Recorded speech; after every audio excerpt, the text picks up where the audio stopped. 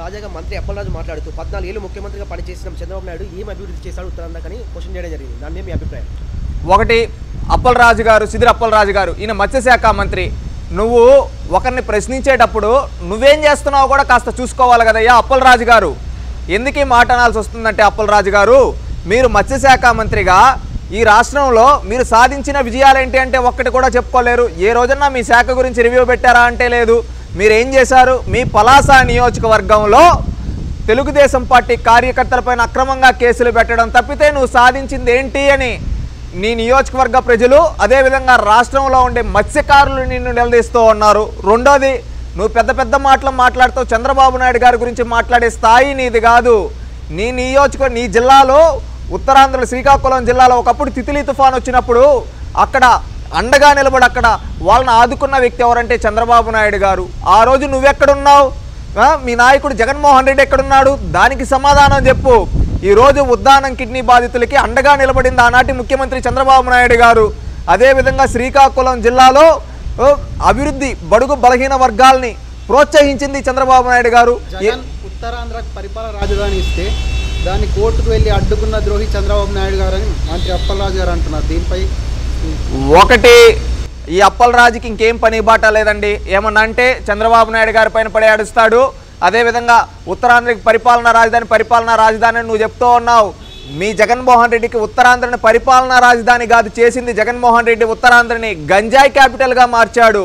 ఒకప్పుడు గంజాయి రహిత ఆంధ్రప్రదేశ్గా ఉన్న ఆంధ్రప్రదేశ్లో ఈరోజు గంజాయిని పెంచి ప్రోత్సహిస్తూ ఈరోజు విశాఖపట్నంలో ఆంధ్ర యూనివర్సిటీ దగ్గర ఏ విధంగా గంజాయి నమ్ముతూ ఉన్నారు మీ నాయకులు, అదేవిధంగా మీ పార్టీకి సంబంధించిన వ్యక్తులు. దానికి సమాధానం చెప్పు. చంద్రబాబు నాయుడు గారు ఉత్తరాంధ్ర అభివృద్ధికి కట్టుబడితే మీరు ఉత్తరాంధ్రని నాశనం చేసి ఈరోజు ఒకప్పుడు ఆర్థిక రాజధానిగా ఉన్న ఉత్తరాంధ్రని ఈరోజు గంజాయి క్యాపిటల్గా మార్చింది మీరు. ఉద్దానాన్ని శ్మశానంగా మార్చిన వ్యక్తి చంద్రబాబు నాయుడు అని పరోక్షంగా ఆయన విమర్శించడం జరిగింది. ఒకటి, ఉద్దానంకి మీరు చేసిందేమీ లేక చంద్రబాబు నాయుడు గారు గతంలో చేసిన వాటికి రంగులేసుకొని మేమేం చేసామని పబ్లిసిటీ మీరు చేసుకున్నారు. అది తప్పితే మీరు చేసిందేం లేదు. ఉద్దానం కిడ్నీ బాధితులకు పెన్షన్ మొదలుపెట్టింది చంద్రబాబు నాయుడు గారు. వాళ్ళకి పెన్షన్ ఇచ్చి అదేవిధంగా అక్కడ వాటర్ ప్లాంట్లు పెట్టి మినరల్ వాటర్ ప్లాంట్లు పెట్టి వాళ్ళందరికీ అక్కడ సురక్షిత త్రాగునీరు ఇచ్చిన వ్యక్తి చంద్రబాబు నాయుడు గారు. ఈ విధంగా అక్కడ వాళ్ళకి ఏదన్నా డయాలసిస్ చేయించుకోవాలంటే ఆ కేంద్రాలను ఏర్పాటు చేసి అక్కడ వాళ్ళకి పెన్షన్తో పాటు అక్కడికి వాళ్ళకి కావాల్సిన అన్ని ఏర్పాట్లు చంద్రబాబు నాయుడు గారు చేశారు ఉద్దానంకి. మీరు చేసిందేంటి చెప్పుకోలేరు. ఇలాంటి మాటలు ఎందుకు అప్పలరాజు గారు? మీరు ఒక మత్స్యశాఖ మంత్రిగా మీ శాఖలో చేసిందేమీ లేక ఉత్తరాంధ్రకి మీరు ద్రోహం చేశారు. నీకు నిజంగా చిత్తశుద్ధి ఉంటే పరిపాలనా రాజధాని అన్నావు కదా, మీ నాయకుడికి నిజంగా చిత్తశుద్ధి ఉంటే ఉత్తరాంధ్రలో ఎన్ని భవనాలు కట్టాడు దాని గురించి చర్చకు సిద్ధమా సిదిరి అప్పలరాజు గారు? మళ్ళీ మీరు అంటారు ఉత్తరాంధ్రని మేమే చేసాం. మేము ఏం చేసావు? ఉత్తరాంధ్ర సుజల శ్రవంతి ప్రాజెక్ట్ని చంద్రబాబు నాయుడు గారు మొదలు పెడితే ఈ రోజు ఆ ఉత్తరాంధ్ర సుజల శ్రవంతి ప్రాజెక్ట్ని ఉత్తరాంధ్రకు మీరు ఏం చేశారంటే 5 ఏళ్లలో 100 పనులు చేశామని చెప్తున్నారు. దాని గురించి మీ అభిప్రాయం? నోటి మాటలు వేరు, చేతల వేరు అప్పలరాజు గారు. నేను ఇప్పుడే చెప్తూ ఉన్నా, ఉత్తరాంధ్ర సుజల శ్రవంతి ప్రాజెక్ట్ ఎందుకు మీరు పూర్తి చేయలేకపోయారు? దానికి సూటిగా సమాధానం చెప్పండి. అవి దానికి సమాధానం చెప్పలేరు. అదే ఆ రోజు ప్రతిపక్షంలో ఉండేటప్పుడు జగన్మోహన్ రెడ్డి గారు ఉత్తరాంధ్ర సుజల శ్రవంతి పూర్తి చేస్తా అని చేతులు తిప్పుతూ రాగాలు తీస్తూ శ్రీకాకుళం నుంచి తుని వరకు ఆ రోజు చెప్పిన మాటలు ఎక్కడికి వెళ్ళాయి? వాటి గురించి సూటిగా సమాధానం చెప్పండి. అదేవిధంగా ఉద్దాన కిడ్నీ బాధితులు ఆదుకుంటా పెన్షన్ ఇంకా ఎక్కువ చేస్తామని ఆ రోజు మీరు మాట్లాడారు. దాని గురించి సమాధానం చెప్పండి. అదేవిధంగా అనేక రంగాల్లో ఉత్తరాంధ్రలో తీర ప్రాంతం ఉంది. అక్కడ మత్స్యకారులకి ఒకప్పుడు చంద్రబాబు నాయుడు గారు పెన్షన్, వాళ్ళకి బోట్లకి ఏమన్నా అయితే రిపేర్లు చేయించుకోవడానికి చేయూతనిచ్చాడు. మీరేం చేశారు? తుఫాన్లు వస్తే కనీసం అలర్ట్ చేయని వ్యక్తులు మీరు. ఈ విధంగా మీరు ఉత్తరాంధ్రలో 100 కాదు కనీసం ఒకటి కూడా చెప్పుకోలేరు.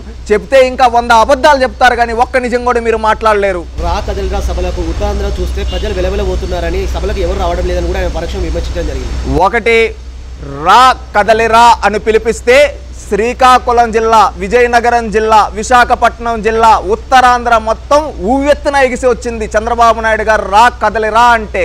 అది చూసి మీకు నిద్రపట్టక ఈరోజు సిద్ధం సభలకు కూడా రాని అంత జన ప్రభంజనం ఉత్తరాంధ్రలో రా కదలిరా సభలకు వస్తూ ఉంటే చూసి ఓర్వలేక ఈరోజు మీరు ఈ విధంగా మాట్లాడుతూ ఉన్నారు. ఒకటి గుర్తుపెట్టుకోండి, మీరు ఇప్పుడే రా కదలిరా అనే సభల గురించి మాట్లాడారంటే అవి ఏ విధంగా ఉవ్వెత్తున ఎగిసి మిమ్మల్ని మీ ప్రభుత్వాన్ని కూల్చేస్తున్నాయో దాన్ని బట్టి అర్థం చేసుకోవచ్చు.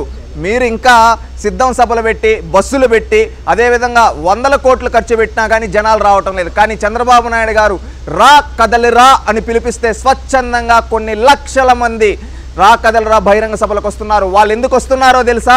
రా కదలరా అని పిలిపిస్తే ఉత్తరాంధ్ర అభివృద్ధి కోసం కదలి వచ్చారు. అదేవిధంగా ఉత్తరాంధ్ర సుజల స్రవంతి ప్రాజెక్టుల కోసం కదలి వచ్చారు. అదేవిధంగా ఉత్తరాంధ్రలో ఒకప్పుడు ఆర్థిక రాజధానిగా చేస్తే ఈ జగన్మోహన్ రెడ్డి గంజాయి క్యాపిటల్ చేశాడు. దాని నుంచి విముక్తి కోసం చంద్రబాబు నాయుడు గారు రా కదలరా అని పిలుపునిస్తే ఉత్తరాంధ్ర ఊయెత్తున ఎగిసొచ్చింది అప్పలరాజు గారు. అది గుర్తుపెట్టుకోండి. జగన్మోహన్ రెడ్డి పేదలకు నాయకుడు ఎట్లా అవుతాడని మీరు అడుగుతున్నారని, వైఎస్ జగన్మోహన్ రెడ్డి నిజంగా పేదల నాయకుడే అని మంత్రి అప్పలరాజు గారు అంటున్నారు. ఏ విధంగా పేదల నాయకుడు అప్పలరాజు గారు? పేదవాళ్ళని ఇంకా పేదరికం లేక పంపించిన వాడు పేదల నాయకుడు ఎలా అవుతాడు? తానేమో 100 కోట్ల ప్యాలెస్ల్లో ఉండి పేదవాడు బతుకుని 5,000కు పరిమితం చేసి మీ బతుకులింతేరా అనేవాడు పేదల నాయకుడు ఎలా అవుతాడు అప్పలరాజు గారు? ఇంకా మీరు అంటూ ఉన్నారు పేదల నాయకుడా? ఏ విధంగా? ఈరోజు పేదవాళ్ళపైన దాడులు జరిగితే కనీసం ప్రశ్నించిన వాడు పేదల నాయకుడు ఎలా అవుతాడు? ఈరోజు పేదవాళ్ళపైన అత్యంత నిత్యావసర సరుకులపైన భారాన్ని వేసేవాడు పేదల నాయకుడు ఎలా అవుతాడు అప్పలరాజు గారు? ఇది చూసుకోండి మీరు. టీడీపీ ప్రకటించిన అభ్యర్థుల లిస్టులో దాదాపు 22 మంది ఈ సామాజిక వర్గానికి చెందిన వారే ఉన్నారు. దీనిని ఏ రకంగా చూసుకోవచ్చని అంటున్నారు ఆయన. ఇక్కడ చంద్రబాబు నాయుడు గారు 94 స్థానాలు ప్రకటించారు. ఎక్కడి నుంచి? ఉత్తరాంధ్ర నుంచి ఎక్కడ వరకు? అనంతపురం వరకు.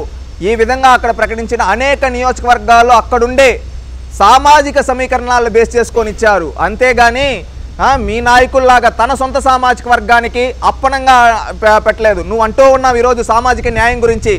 మీ నాయకుడు జగన్మోహన్ రెడ్డి గారు ఎందుకు రాష్ట్రాన్ని 5 ముక్కలుగా చేసి 5 మంది రెడ్ల చేతుల్లో పెట్టాడు? దానికి సూటిగా సమాధానం చెప్పు. వైవి సుబ్బారెడ్డి, విజయసాయి రెడ్డి, పెద్దిరెడ్డి రామచంద్రారెడ్డి, చెవిరెడ్డి భాస్కర్ రెడ్డి, సజ్జల రామకృష్ణారెడ్డి, ఈ 5 మంది రెడ్ల చేతుల్లో రాష్ట్రాన్ని 5 ముక్కలుగా చేసి ఎందుకు పెట్టాడు మీ నాయకుడు? దీనికి సూటిగా సమాధానం చెప్పండి సీదా అప్పలరాజు గారు.